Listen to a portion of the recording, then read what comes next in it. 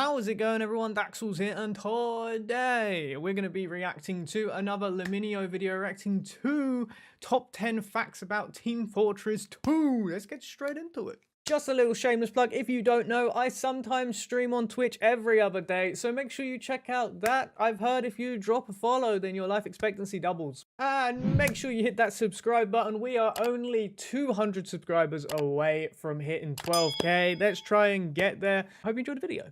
And away we go. Just let me know.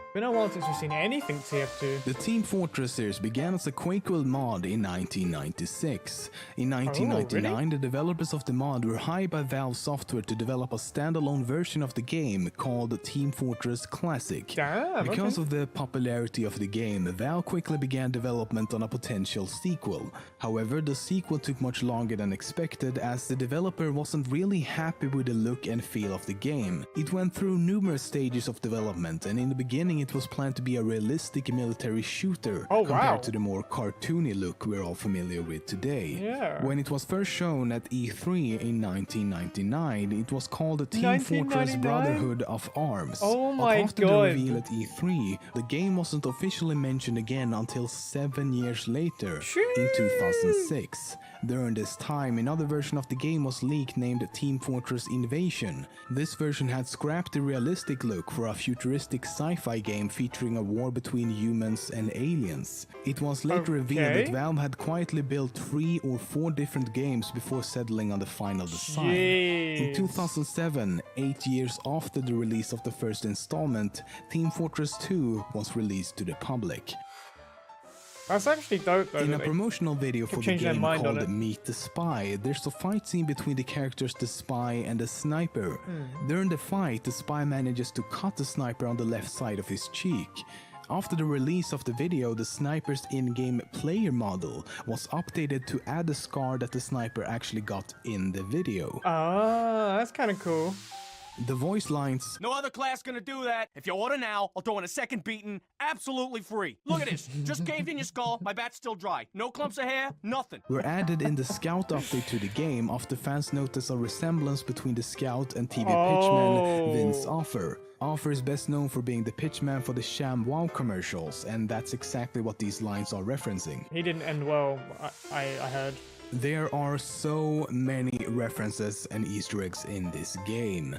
For example, the spy knife, your eternal reward, is a reference to the dagger used by Jafar in Aladdin. The wooden section of the Liberty launcher has a crack on the right side, which is a reference to the famous Liberty Bell. The name of the Dalacus bar is actually the Russian word for chocolate spelled backwards. The bow tie Dr. Who is of course a reference to Doctor Who. The weapons Babyface Blaster and the Pretty Boy pocket pistols are references to the famous 1930 criminals George Babyface Nelson and Charles Pretty Boy Floyd. The hat familiar fez is a reference to the character Mustafa from the movie Austin Powers 2. The AppSap is a reference to Wheatley from Portal 2. One of the taunt kills for the Pyro is called Hadouken. This is of course a direct reference to No, it's Street Fighter. It's from Street Fighter. Can I at least finish the sentence before?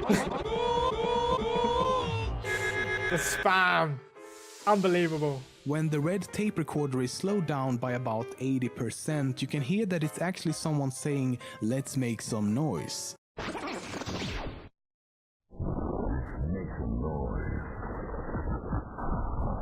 I think I heard it. In early development, the game was planned to feature grenades, and for those of you who played the first installment might remember that grenades were a strong feature in Team Fortress Classic. It's later been explained that they decided not to use them in the end because they were afraid players would rely on them too heavily and start spamming them instead. Thus, they were removed from the game entirely. The inside of the virtual viewfinder has a texture with the text Game Over. The texture for the hazmat head case has a hidden note in the corner that means Sparkwire loves Primrose forever, both of whom are credited for the item's creation. The Neon Annihilator's battery has a nod to the Face Punch forums that reads "Death to Face Punch." Okay. If a scout is blown up, there's a 1 in 100 chance that a dove will fly out of his body. This is a reference to the final scene of the promotional video Meet the Medic, where Archimedes is revealed to be stuck inside the scout's chest.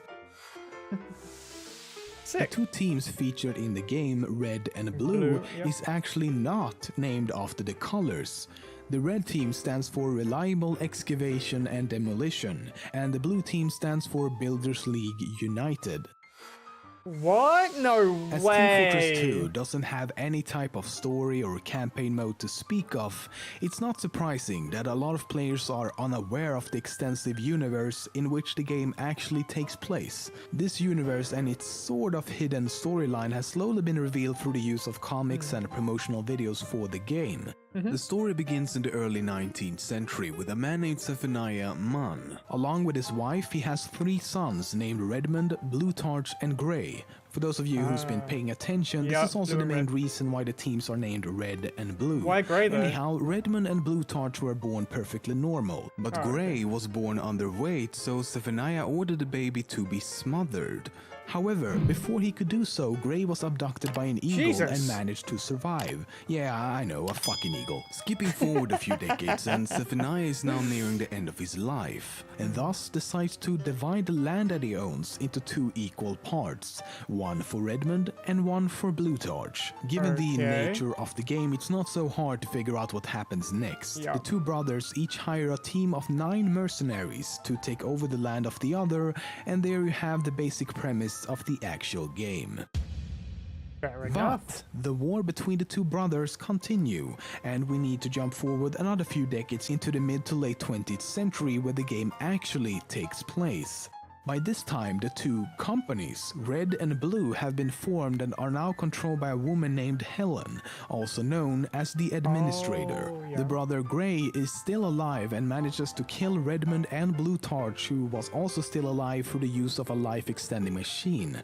After Grey successfully assassinates his 2 brothers, he starts a war against the corporation using his robot army. After Grey takes control, the Administrator and her assistant Miss Powling goes into hiding, and the mercenaries from both Red and Blue end up unemployed because of this. And that's the very brief history of the Team Fortress 2 storyline so far.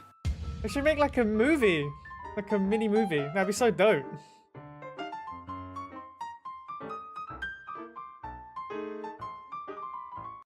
Dude, that'd be so good. That's so good. That's more information I didn't even know about, bro. Like, I've watched all of the Meet the Team videos and they didn't even include that in the video. It's crazy. And you have to read the comics to figure that out. That's dope, dude. That's dope. There's so much lore into this game that no one even knows about. It's crazy. Okay. Okay, everyone, that is the end of the video. If you enjoyed that video, make sure you check out the original video in the description down below. Enjoyed this video, hit the thumbs up, comment what you'd like me to react to next, subscribe if you're new or just haven't yet. I will see you in the next video. Laters.